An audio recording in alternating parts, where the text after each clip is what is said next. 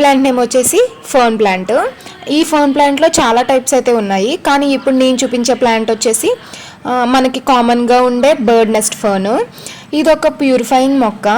అలానే దీనికి ఎలా ఈ నేమ్ వచ్చింది అని అంటే, చూసారు కదా, దీనికి మధ్యలో ఒక పిచ్చుగుళ్ళ అయితే ఉంది. దాని చుట్టూరు 1 ఇంచు డిస్టెన్స్లో అది ఒక్కొక్క నోడు అయితే ఉంటుంది.